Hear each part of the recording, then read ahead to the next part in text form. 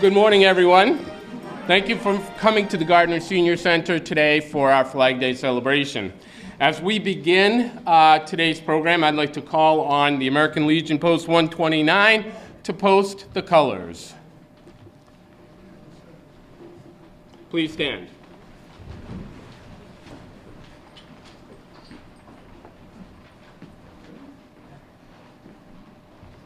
Detail pin. Boys, turn.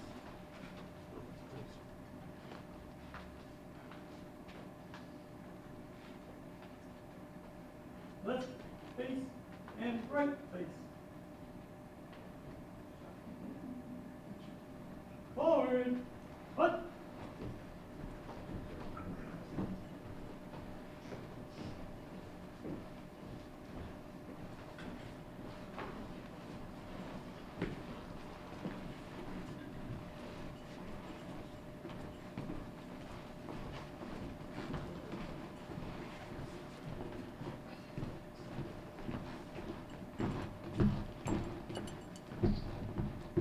Mark time. Mark.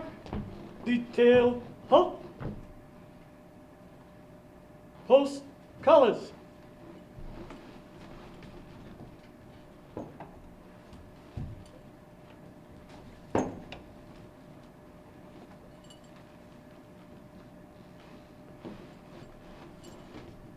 Present. Who's? Ladies and gentlemen, please join us for the Pledge of Allegiance. I pledge allegiance to the flag of the United States of America and to the republic for which it stands, one nation, under God, indivisible, with liberty and justice for all. Order. Who's? Forward. Who's? Left and right face. Forward. Put.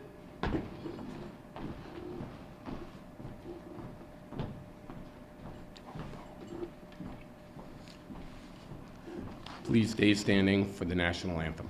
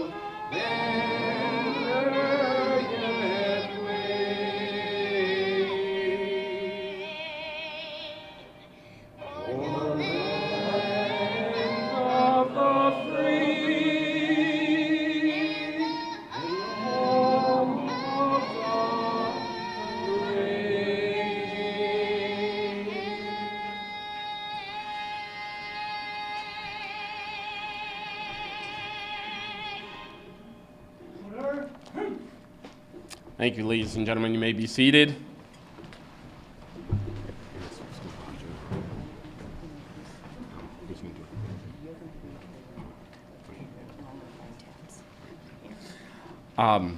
Several months ago, we had the distinct privilege of being with a group of veterans from our community and dedicating the Fallen Soldiers Table. I'd like to take a moment today and formally dedicate that with you as we celebrate the symbol of our nation's freedom and the recognition of those who have served. By the way, the Fallen Soldiers table is a permanent fixture now in the Gardner Senior Center. It will always be here, never be taken down. Those who have served and those currently serving in the uniformed services of the United States are ever mindful that the sweetness of enduring peace has always been tainted by the bitterness of personal sacrifice. They are compelled to never forget that while we enjoy our daily pleasures, others have endured or may still be enduring the agonies of pain and internment. We call attention to this small table which occupies a place of dignity and of honor. The tablecloth is white, the purity of their intentions in response to the country's call to arms. The single rose in a vase signifies the blood they may have shed for our freedom. The slice of lemon signifies their bitter fate. The salt reminds us of the many countless tears of families as they wait. The glass inverted, they can't drink with us today. The chair is empty, they are not here. Let us not forget the sacrifices of those and their families. And let's take a minute to pause in silence as we remember those who've served our country.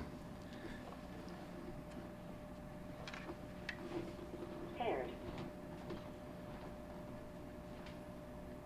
Maximum volume.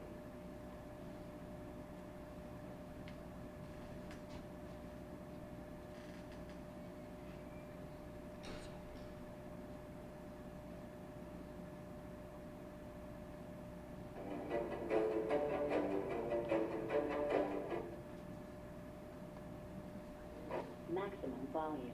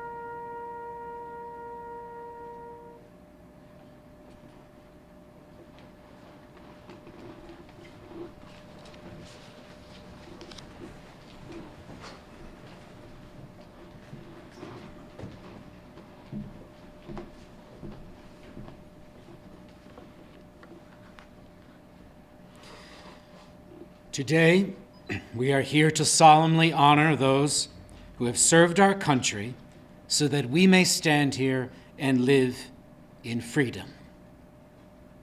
We all need to be reminded of our gift of freedom and of those who gave of themselves to make sure that future generations continue to know life in a free society. The sacrifice of the veterans present in this room today is the essence of the word freedom. Freedom and the formation of our great nation are a result of these most honorable men and women before us today. Their duty, their honor, and their sacrifice are precious gifts to us. And we must never forget that freedom is never free. We accept their sacrifice on behalf of a grateful nation, and we walk forward shouldering the cause of freedom. And so today, we give thanks to God for all brave men and women veterans here present and actively serving, and all veterans wherever they may be today. These veterans put aside their lives, often giving up careers, the closeness of family and friends, and all that was familiar to them, to travel far away, because they were asked. We ask God to bless our veterans and to watch over them for their unselfish service to preserve our freedoms. And so to each veteran present in this room today, and all veterans and are actively serving wherever they may be, today we say thank you. Thank you for answering the call to serve our country and to protect our freedom. Thank you for everything you sacrificed for us. On this Flag Day, where we honor our wonderful flag, we ask God to bless all veterans. And we say thank you for everything you sacrificed for us. Our country, our communities, and our families are stronger, safer, and more free because of you. Let us never forget that we all live in this land of the free because of men and women like you, the brave.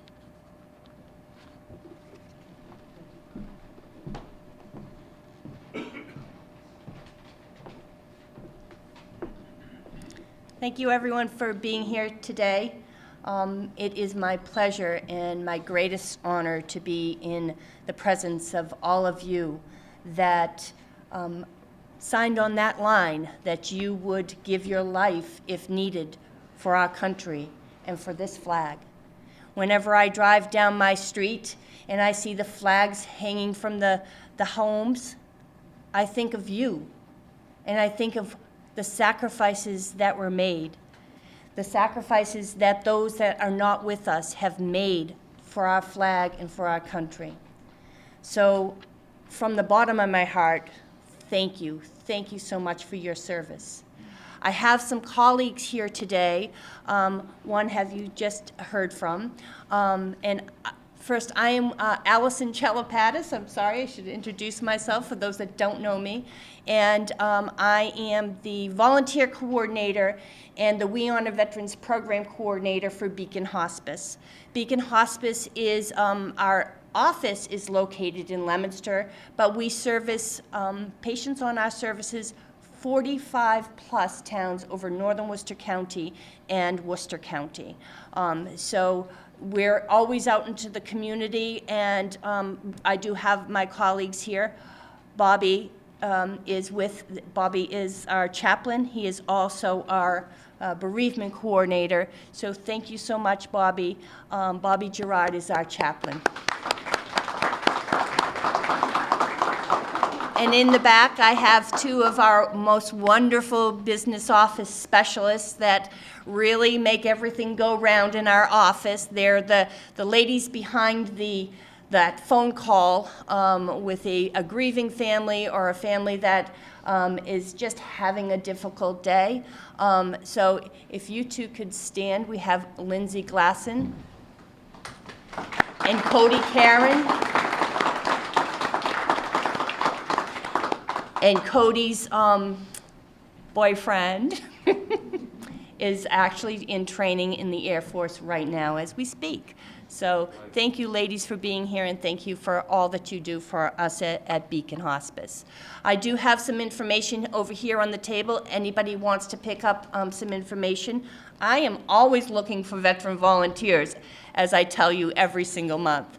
So monthly, on the third Friday, except this Friday where it's going to be next Friday, we do a vet-to-vet cafe where we bring our veterans here and we share some camaraderie, some refreshments.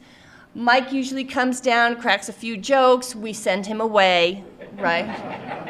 So if you are one of the veterans here, just please raise your hand. Thank you for your service. Last month, we were able to go on a trip to the American Heritage Museum, and most of you went. It was absolutely a wonderful, wonderful day. So thank you, Mike, for making all that come to fruition. But without further ado, I am going to ask Mr. Michael Ellis to come up and do some introductions. Folks, before I begin the formal introductions, and I'll say it again in my remarks, I do want to thank Allison, the We Honor Veterans Program, Beacon Hospice, for all that they do. Our center here is run on volunteers, just like the country's run on Duncan. You are our Duncan. Each and every one of you that comes in and does the great work that you do, God's work that you do with our community, I appreciate you.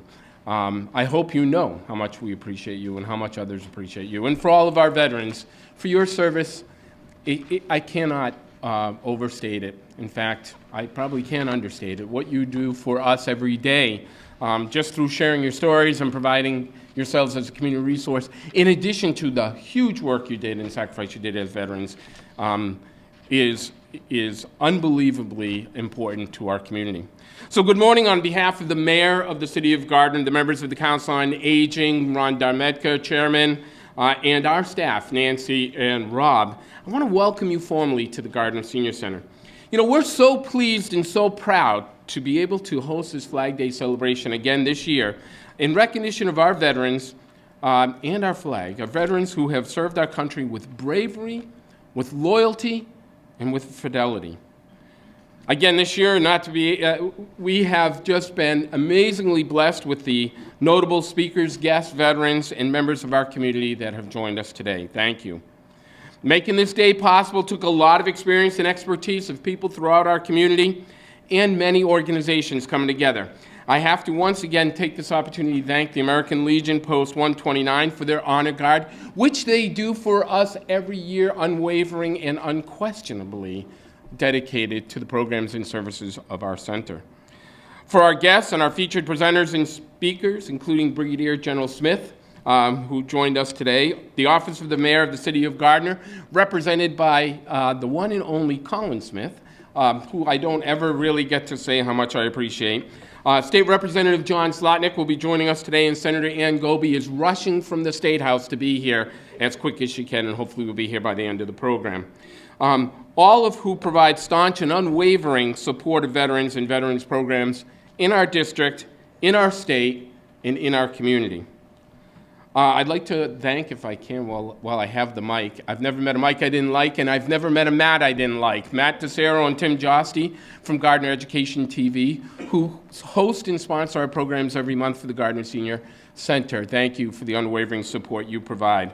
And I'd like to especially recognize and pay tribute to veterans, the We Honor Veterans Program, Beacon Hospice, and my friend and former co-worker, Allison Shalapatis, without whom today would not have been possible. We give you amazing respect and gratitude. And with love and adoration, welcome to all our distinguished and honored veterans in attendance today. Flag Day has its origin in the United States of America. Unquestionably across the world, other countries celebrate Flag Day because of what we've done. The day is a famous holiday where the citizens show respect and patriotism for our country. Commonly, Flag Day is celebrated in the United States on June 14th, and many of you may be wondering why we're here today, because we are hopeful that you will participate in tomorrow's programs as well. It shouldn't be a single day, it should be a lifelong event that we honor our flag and those who have served our country on its behalf. It originally began in 1777. I wasn't there for the original one, just so you know. The United States adopted the national flag after the Second Continental Congress approved the red, white, and blue design of the flag. Hence, this day is celebrated to respect nationality and in remembrance of the flag resolution of 1777. The people in this country recognize our nation. The people of the world recognize our nation. And the flag represents the people in front of the world stage. But it stands and is so much more than the symbol of a free country. Calvin Coolidge, 30th President of the United States, said, "When we look at our flag and behold it emblazoned with all of our rights, we must remember that it is equally a symbol of our duties. It represents an ideal It's not a mere piece of decoration or decor. We honor it for what it represents, and we hold it in high esteem for the history it represents, for the sacrifices of our fellow countrymen given in defense of these high ideals, and for the qualities which our country and our people stand. It stands for the courageous, earnest, and unselfish experience of our citizens. It's a sign and symbol of pride and patriotism. It gives us the opportunity to positively affirm our love, our loyalty, our commitment to those high ideals of this country. Similarly, we are very specifically going to take today at the Gardner Senior Center to single out, to honor and thank the many women and men who have demonstrated that love, that loyalty, that commitment to our beloved United States through their service in the armed forces. We're thankful for all that you've done to secure the peace and tranquility that being an American provides. We're grateful for the sacrifices that your family has made while you served, doing the things they needed to do in your absence. For that calling, for that very, very significant calling, we are so grateful to you. You know, to that end, I'm pleased to be able to be part of the official dedication of this Fallen Soldiers Table. The table found its permanent home here several months ago, but today we're able to more formally honor the memory of those who have died in the service of our country, and who will always, I hope you know, will always be a part of our Senior Center community. I'm equally honored today to be able to introduce to you people from our community who share the commitment for remembering and honoring our veterans. There are very few that are more committed to the service of our veterans than the Montechusett Veterans Outreach Center. The work they do is honorable, admirable, and so very badly needed. Thank you, MVOC, for all you do in our community and our region for our veterans. Ladies and gentlemen, please join me to welcome to the podium MVOC's representative and its executive director, Stephanie Marchetti.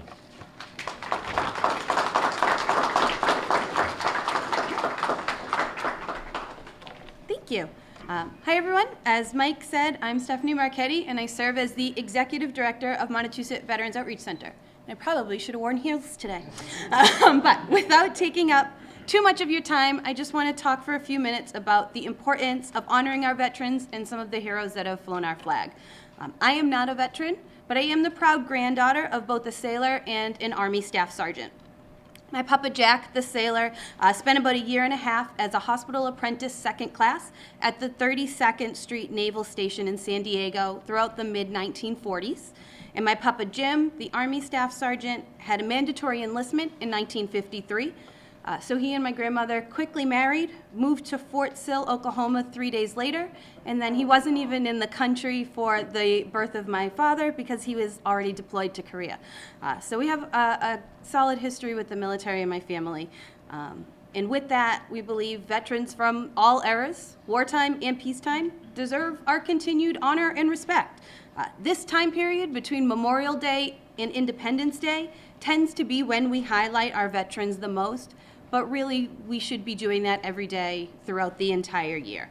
Our veterans deserve the opportunity to have their stories heard, their service thanks, and their well-being and quality of life loudly supported. It's because of them our flag has continued to be a symbol of freedom and justice for over 225 years. As Mike said, tomorrow, June 14th, commemorates the date in 1977 when the United States approved the design for its first national flag. And then the flag was first carried into battle on September 11th, 1777 for the Battle of Brandywine. Later, on February 14th, 1778, it was first saluted by a foreign entity. And for about 40 years, schools campaigned to have Flag Day recognized, which Woodrow Wilson decreed finally in 1916. To quickly talk about some heroes who have raised our American flag. On February 23, 1945, Marines and a U.S. Navy corpsman raised the American flag on Mount Serbaki, which I may have said wrong, during the Battle of Iwo Jima in World War II. In July of 1969, Neil Armstrong and Buzz Aldrin and the Apollo 11 crew placed the American flag on the surface of the moon. Firefighters at Ground Zero of the World Trade Center raised the American flag shortly after the September 11th terrorist attacks. The firefighters were George Johnson of Rockaway Beach, Dan McWilliams of Long Island, and Billy Eisengreen of Staten Island. So we have a long history of using our flag to mark specific and important commemorations in time for our country. We take this time today to celebrate our flag as well as this country. I'd also be remiss if I didn't take a couple of minutes to talk to you about Montechusett Veterans Outreach Center, because we're literally located right around the corner and down the street. We're a private nonprofit that's been in operation for about 40 years, and we are here to help with whatever our veterans and their family members need. We offer a variety of different housing programs, medical transportation, a food and clothing pantry, free mental health counseling, benefits advisement, and also fun enrichment classes. We also have a coffee hour. It's the first Wednesday of each month. We have a hiking and walkabout program. We're going to be starting once weekly yoga classes soon. And we do lots of other fun stuff. So whether you need help or you don't need help, come see us anyway. We've got something for you to do, and we would love to take the time to appreciate you in the way that you all deserve. Thank you.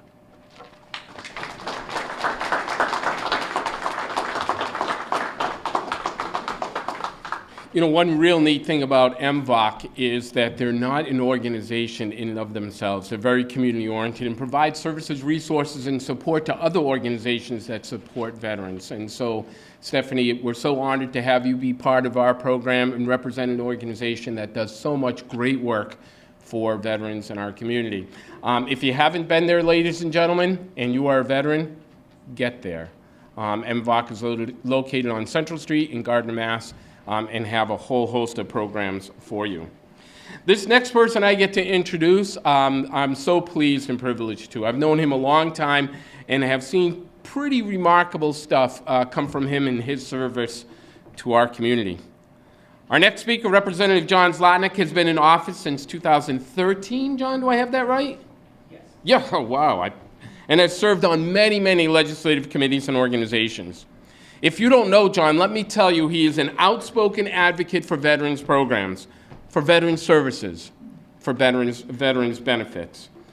He's been a strong ally, a huge supporter, and an ardent person to lean on for the Gardner Senior Center for our programs and services. So ladies and gentlemen, please welcome with me Representative John Zlotnick.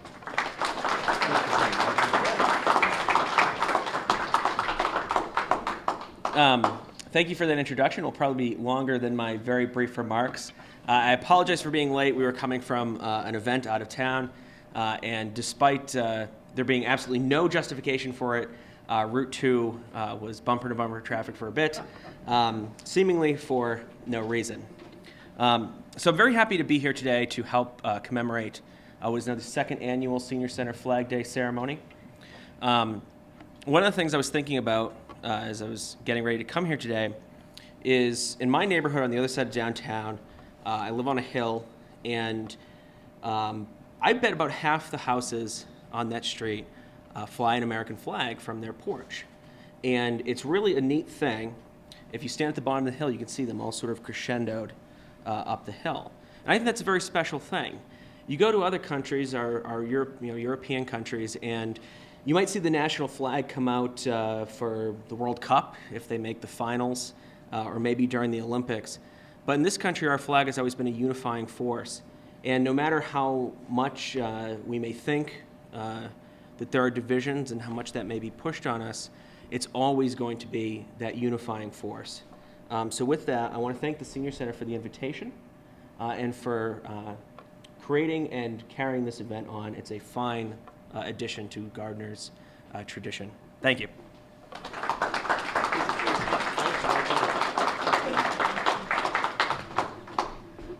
For those of you who are wondering why there are 6 state troopers out front, it's trying to follow John on Route 2 while he was getting here.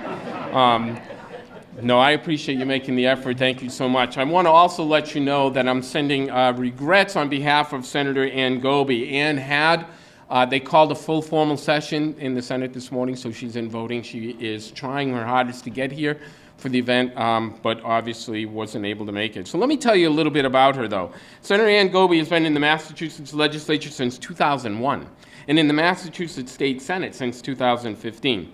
She holds a JD degree in law, and since her time in the legislature, she's served our region very well.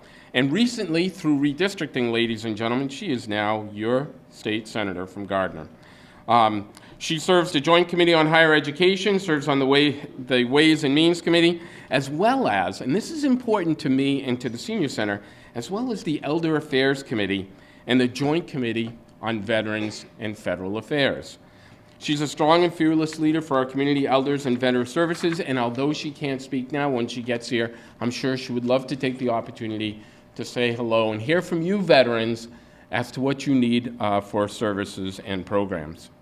And that being said, the City of Gardner has a long and strong history of programs and services for its seniors and its citizens. Led today by its mayor, Michael Nicholson, that tradition of support, steadfast, unwavering support has continued.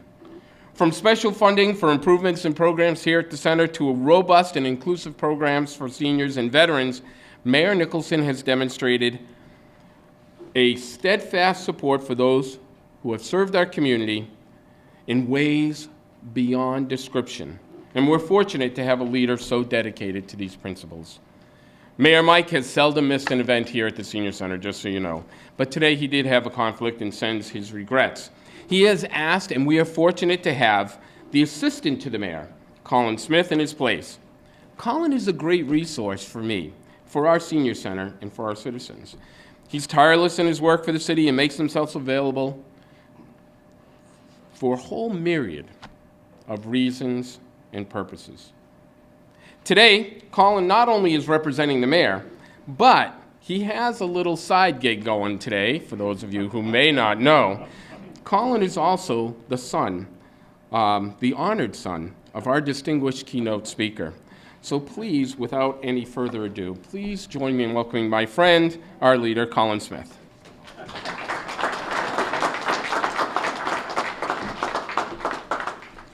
I don't know about tireless. Well, it was that day. Yeah, this is a couple days. So, as Mike so eloquently just said, for those of you who don't know me, my name is Colin Smith, and I serve as the executive aide to Mayor Nicholson, who could not be here today. Occasionally, Mike's obligations will take him out of town, but that affords me the opportunity to do neat things like introduce the next speaker, who, amongst other great accomplishments, happens to be my father. Brigadier General Greg Smith's 35-year military career culminated in his command of the Massachusetts Army National Guard, from which he retired in 2014. While a lot of kids' formative memories take place on the beaches of Cape Cod or on the Little League diamond, it seemed that many of mine took place on the historic American battlefields of Gettysburg and Ticonderoga. A deep sense of American history, and particularly its military history, were instilled in me, not always entirely voluntarily, from an early age. And while growing up the son of a U.S. Army officer didn't always afford me the typical childhood experience, without the deep appreciation of American history my dad gave me, and an early understanding of what exactly the flag of the United States stands for, I am certain I wouldn't have chosen the career path that I have, and for that I am very grateful. So with that, I'd like to introduce my dad, Brigadier General Greg Smith.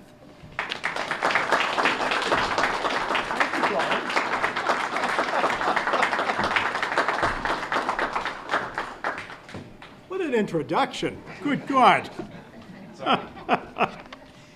Mike, thank you for inviting me. I'm honored to be here. Particularly, I'm honored to be here in the company of so many distinguished veterans. I suppose I should get this out of the way. A lot of people, well, too frequently, I run into folks who say, that's a beautiful navy blue uniform you have on.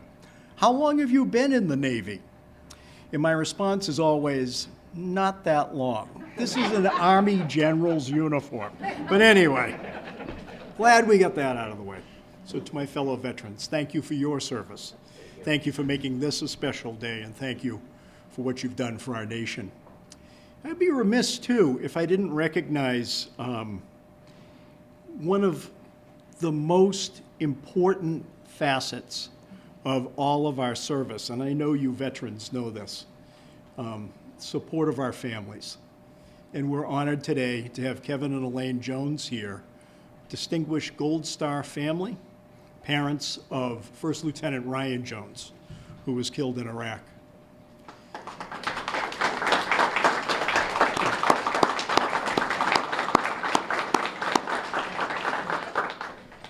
The Joneses have sacrificed much for this country, but they're an inspiration to me for their courage and their commitment to our community, to keeping Ryan's legacy and his spirit alive in their generosity through scholarships, through donations to veteran services, to all that they do for the community.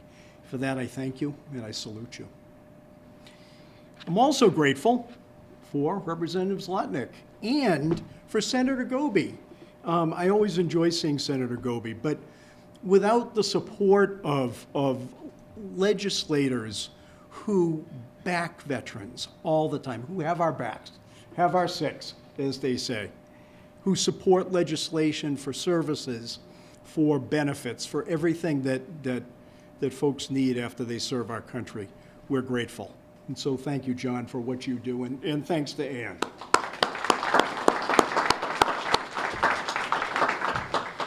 So, Stephanie did a wonderful job giving us a history lesson about why we celebrate Flag Day on the 14th of June. And it appears that I did a little research too, Stephanie. And by the way, thank you for all you do for veterans too. The Second Continental Congress passed a resolution on June 14th, 1777. And John, I'm sorry for this remark, but that in itself is historical, that Congress agreed to do something. They said, resolved that the flag of the United States shall be 13 stripes, alternate red and white, that the Union will be 13 stars, white on a blue field, representing a new constellation. What a beautiful thought. And so we have the Stars and Stripes. Please keep that thought in mind, because I will come back to this later on. But tomorrow is Flag Day. There is also another holiday that occurs tomorrow. Does anybody know what it is? Sir? Army Day. Thank you very much. The 257th birthday of the United States Army is June 14th. And that commemorates the day 2 years earlier than Congress's commemoration of our flag, when General George Washington took command of the Continental Army. Does anybody know the birthplace of the United States Army? Not far from here. Believe it or not, Cambridge, Massachusetts. No, it's not the MBTA subway stop there. So the Cambridge Common is the birthplace of the United States Army. But I often think about this. The Sheraton Commander Hotel, incidentally, is right there. And that's why it's called the Sheraton Commander. So George Washington, well, let me back up. Historians often say the more you know about George Washington, the more you come to respect him. So this guy from Virginia rides up on a horse in 1775 and says to all these New Englanders on the Cambridge Common, "Hey, I'm in charge now." Whoa, that's courage. I know that it's hard enough when I go up to Maine to our cottage to get somebody not to call me, well, I won't use that name that they have for us here in the Bay State, but anyway, us New Englanders can be provincial. But George Washington took command on June 14th, 1775, and so that is the United States Army's birthday. So today, I actually want to talk about a place that's 5,000 miles away. You're probably thinking to yourself right now, why did Colin ask his father to be here? We've talked about flags, we've talked about the Army, now we're talking about someplace 5,000 miles away. So let me explain. And bear with me, this all comes together at some point. So in 2007, I got called into a meeting of high-ranking officers. At that point, I was not a high-ranking officer. So my boss, Brigadier General Tom Sellers, invited me to sit down in this big room, and he said, Greg, we need somebody to go to Paraguay to teach United Nations peacekeeping skills. Can you do it? Now, for those of you who are veterans, there is only one answer to that question that would be accepted. And so I gave the right answer, and then I got out of that room as quickly as I could. When I got out into the hallway, I said to a fellow officer, hey, is there a map of the world around here somewhere? Because I just agreed to go somewhere, and I have no idea where it is. Does anybody know where Paraguay is? Thank you. It is in South America. So, quick lesson on Paraguay. I guess I'd describe it as a sweet but kind of sad country. About the size of California, has about 7 million people. It is smack dab in the center of South America. Has a wonderful navy, although it has no coast. But that's a little bit about why Paraguay is the way it is. So the reason that I say it's sad is for most of its history, right up until 1989, it was governed by really some brutal dictators. You also may know that Paraguay was a home for many Germans fleeing after World War II, some of whom didn't have the cleanest of records. But now it's a fledgling democracy that's trying to catch up with the rest of the world. Sometimes it does that successfully, sometimes not so much. After all the time we spent there, we came to refer to Paraguay as the land of not quite right. So anyway, I prepared my course for teaching United Nations peacekeeping, and I headed down, took the 22-hour journey to Paraguay, thinking to myself, this is one and done. I'm going to do this and I'm out of here. And I remember that first trip very clearly. I remember cows grazing on the front lawn of their National War College. And when I said, what are these cows doing here? One of the Paraguayans said, next week, their lunch. I remember they introduced me to my translator because I don't speak Spanish very well and I don't speak Guarani, which is their other language. I don't speak that at all. The translator was Japanese, which I found fascinating. But anyway, I also remember a beautiful, lush countryside with glaring red dirt roads that went everywhere under a blue sky. Just a beautiful country. But I started my first class, and in the first hour, I'm up there teaching about United Nations peacekeeping, about security, about respect for human rights, all that stuff that you teach about peacekeeping. And I'm looking at an audience of about 100 majors and colonels that are enjoying themselves very much, chatting to each other the whole time, laughing, joking, and not paying a bit of attention to me. So the end of the first hour comes, and I say to the commandant of the school, excuse me, Colonel, but you don't have very respectful students here. And he said, no, Colonel. They're not my students. They're your students. And I said, well, if they're my students, things are going to change. So I walked up and down the row with my Japanese translator, and I said, if I see you laughing, speaking to somebody else, or not paying attention, you are going to stand up and you're going to march to the back of the room. This gentleman is going to take your name and he's going to turn it over to your commandant, and he can do whatever he wants with you. If I do this 3 times, I'm kicking you out of this class. You got it? I looked out, and you know what I saw? Smiles. They're like, okay, this is how we do things down here. Now we know who's in charge. So I learned quite a bit about how Paraguay worked and customs I didn't understand. I also remember this gentleman, he was about 5 feet tall in a perfectly neat black suit with a big medal on, and he had this tray with a tiny cup of coffee and a little biscuit called a chipa. And I remember the first time he appeared behind me, I said, no gracias, senor, which pretty much used up my Spanish for the day. And then as I walked around, I noticed he was over my shoulder constantly.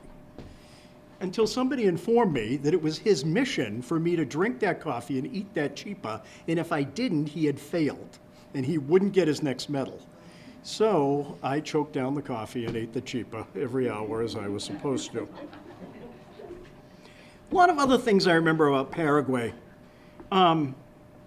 Things that really made me appreciate what we have here. I remember a highway accident and no ambulance reporting, and they told me the closest ambulance is 50 miles away.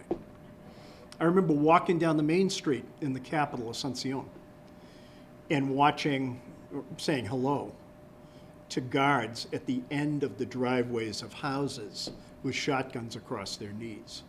Because in some countries, you can't trust the police to protect your house. You have to hire your own. Now, those are things that we take for granted here, all sorts of things. But I also remember going out to the villages and campesinos, farmers, living in houses with dirt floors, saying to me, "Will you stay for dinner?" Because they wanted to know if they would have to kill the chicken to feed us. No, that's serious. I also remember looking at a map and seeing this strange province that they had that was called Presidente Ayes Department. That's how they named their states. And I remember asking, "What is that?" And they said, "That is for the great American president, Rutherford B. Hayes." And I said, "Really? Now, how many of us know when Rutherford B. Hayes was president or what he did?" I didn't. I don't. They do. Apparently, they worship Rutherford B. Hayes as the savior of Paraguay. They foolishly went to war with Brazil, Uruguay, and Argentina at the same time in the 1870s. Again, land of not quite right. And they didn't fare well. Rutherford B. Hayes somehow stepped in and saved Paraguay from being dismembered, so they worship him. But what that also told me is that they are very fond of the United States and one of our staunchest allies in South America. I also learned that they have a deep reverence for the Jesuit missions.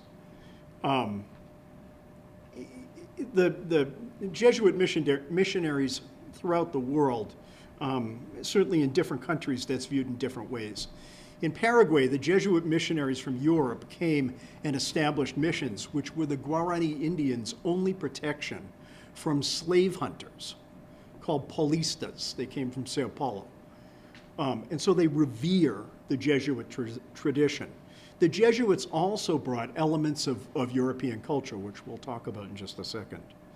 But they have a strong affection for that part of their history.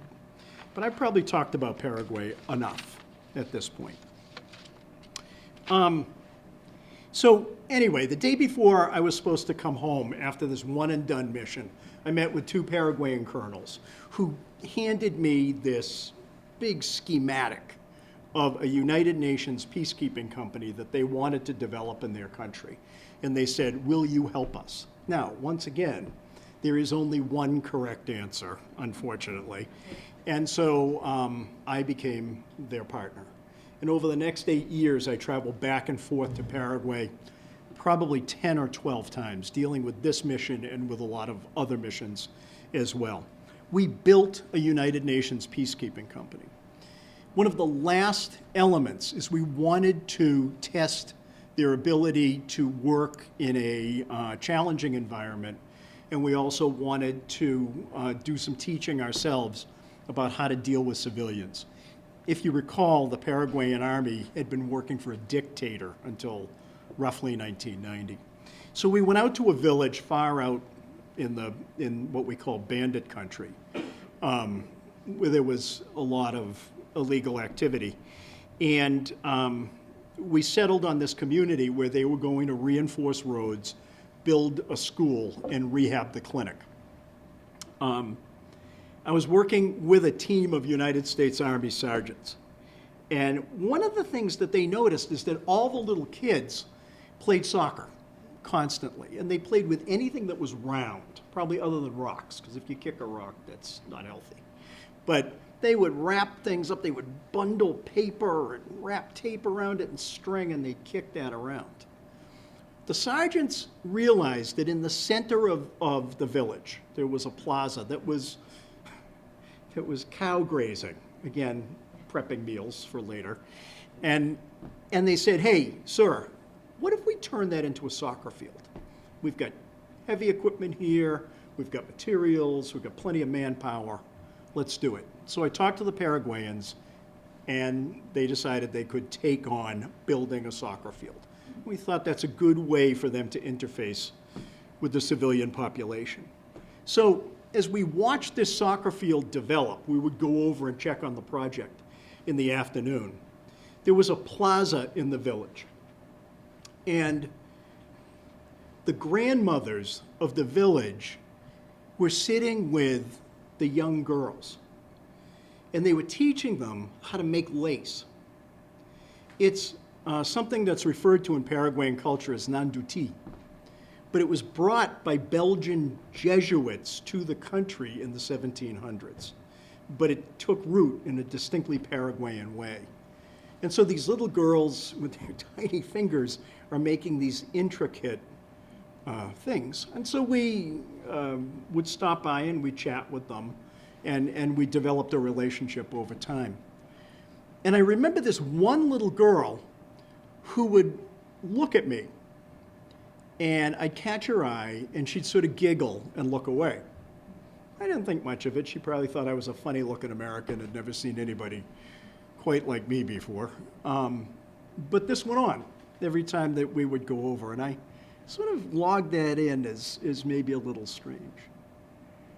So the final day came when the mission was complete. The defense minister flew in a helicopter. Oh, good Lord, they'd never seen a helicopter before. There was this opening game, and for some reason, one of our sergeants had a brand new soccer ball. And I said to him, Sarge, how the heck did you get a brand new soccer ball out here in the middle of God only knows? And he just said, Colonel, the less questions you ask, the better. So tossed out the ball, and there it was. They had a wonderful soccer game on a real field with real goals, and it was great. And as everybody sort of filtered away from the ceremony and we sort of grabbed our bags as we were leaving, the village schoolmaster came over to me.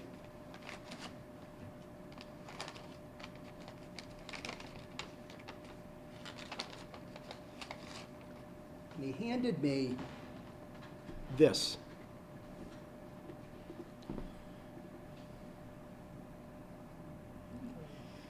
And it dawned on me that that's what that little girl was making. This is the most precious American flag I own. It doesn't have 13 stripes. I think it's only got 5 stars. But here's the thing.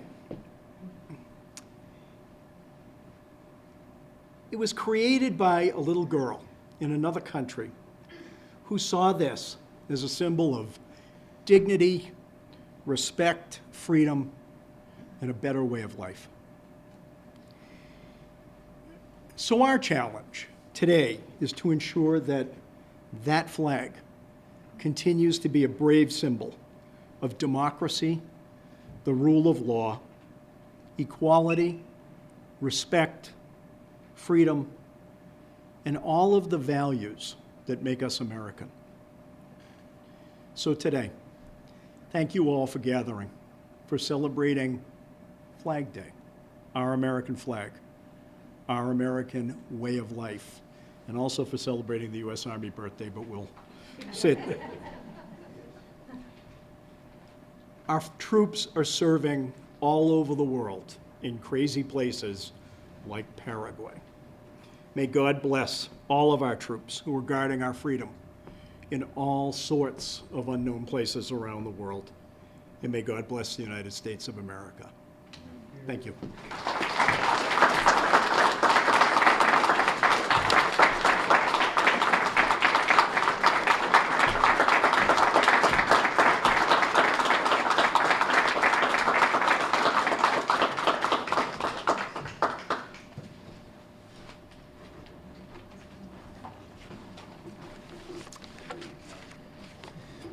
General, thank you so much for those unbelievable remarks and reminder of all the blessings that our country's given us, not only here, but what it stands for around the world. Amazingly poignant and so very thoughtful and personal. By the way, I do have to deviate for a minute and ask your son, does this mean you've been to Paraguay? God, no. Oh, for those of you who don't know, Colin is a huge traveler. I mean, he's done some pretty remarkable things, which is in and of itself is a presentation for another time, but Paraguay now needs to be on your bucket list. I'm just saying, I'm throwing that out there. No. This brings us to what I think is one of the kind of coolest parts of our program. Although all of it has been exceptional, it gives us the opportunity to very specifically, personally, and individually thank those who have served in the armed forces. I'm going to ask our guest speaker, our beloved guest speaker and honorable speaker, Brigadier General Smith, who I keep calling Paul Smith, but he goes by Greg, but his real name is Paul, just in case anybody knows that. I thank my parents every day for that. So, Brigadier Smith, if you wouldn't mind assisting Allison in presenting this. So first we're going to do, if all the members of the U.S. Army could please stand. Members of the Army. So All what right. I'm going to do is I'm going to play the Armed Forces medleys. So- I was going to test you and see if you remembered and have you come up then, but that's okay. If you remember at a Vet to Vet Cafe, I asked each of you to sing your songs, but we won't test it. Go ahead. Thank you. United States Army, come on up. Members of the Army, come on up and get pinned. Hit the dusty trail as the caissons go marching along.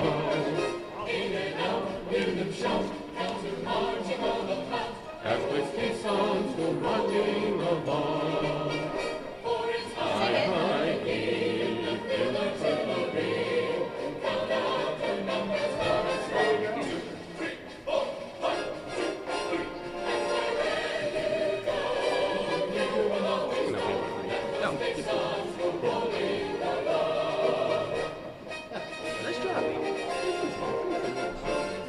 Navy people, come on up. Navy, members of the U.S. Navy, please stand. Come on up and get pinned. Come on up.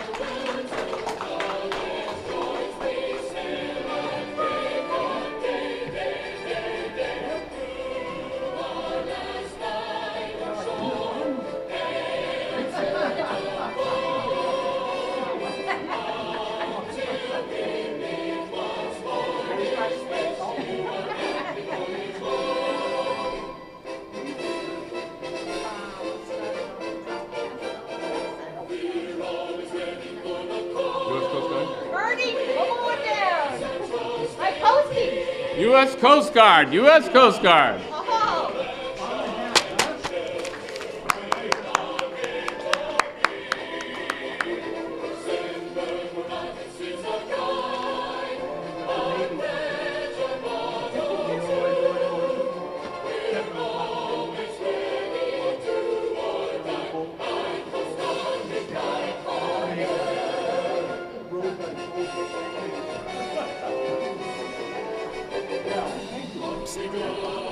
My Air Force veterans, please come on up.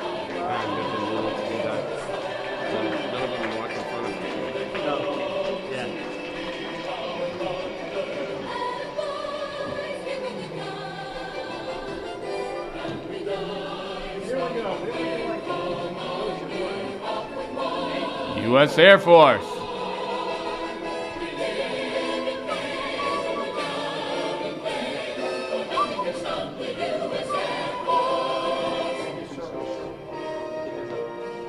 Thank you very much. Thank you for being here. Marine Corps. U.S. Marine Corps. To the shores of Tripoli, we will guard our nation's freedom.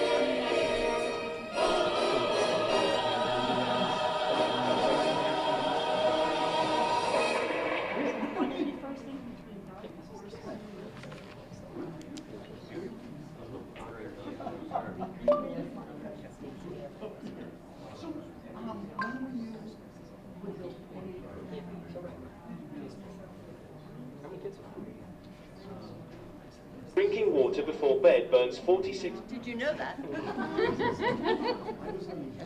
We like to do a little education along with our... Behind the times. Come on, lady. Sorry. Sorry, General. I'm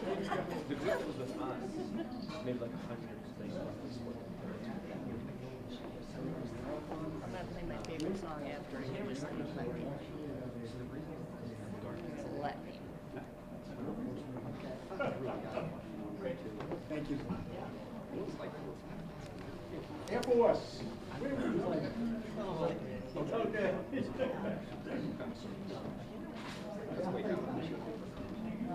Yeah. Up? Yeah. Air Force.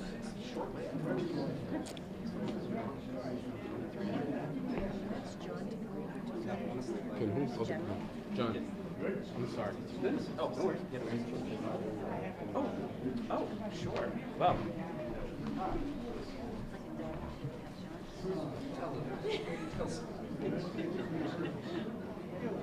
We're gonna have you do it. Oh, no, that's... Any place in particular? I'll be there, John.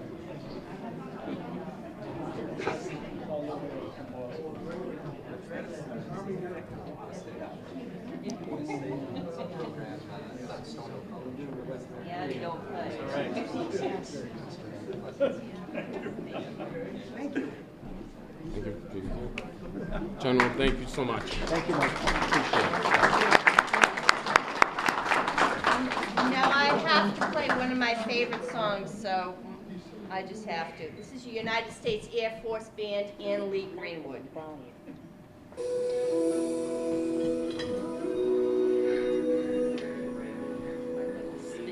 If tomorrow all the things were gone, I'd work for all my life, and I had to start again, just my children and my wife.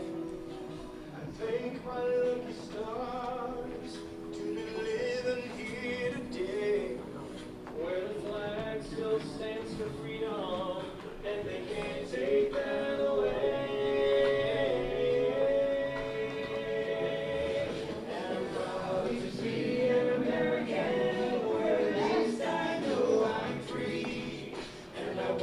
Forget the men who died, who gave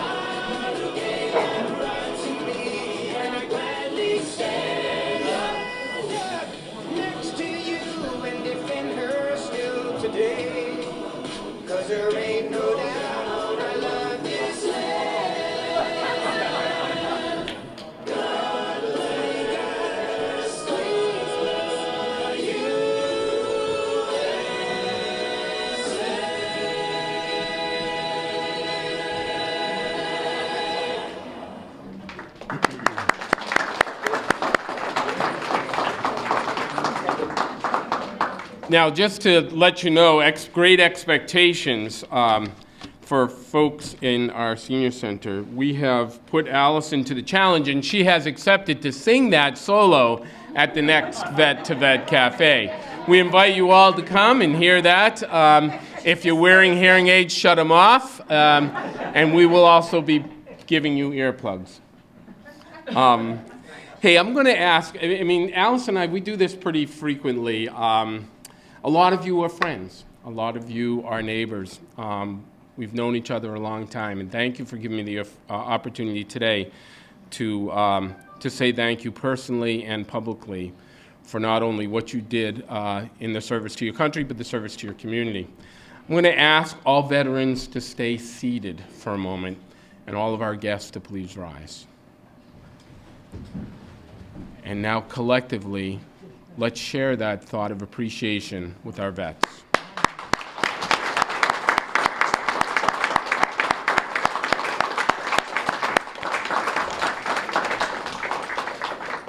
Thank you. Thank you for doing that. You know, today is a celebration. It's a celebration of all those things that are so markedly obvious in our lives. The freedoms we have, the liberties we have, the privileges we have, but the duties that are expected of us. Thank you for being here today, not only to celebrate Flag Day and our veterans on this beloved day in anticipation of June 14th, Flag Day holiday, and yes, the birthday of the U.S. Army. But please keep in mind, keep in your hearts and in your actions every day that celebration is not a 24-hour event. It's a 365, 24-hour, every day, all day, and everything we do. I'd like to just thank once again on behalf of the Senior Center our guests and speakers today, those of you who've come and attended, made this day possible, and most importantly, our veterans. God bless and have a great day. This ends today's program and service.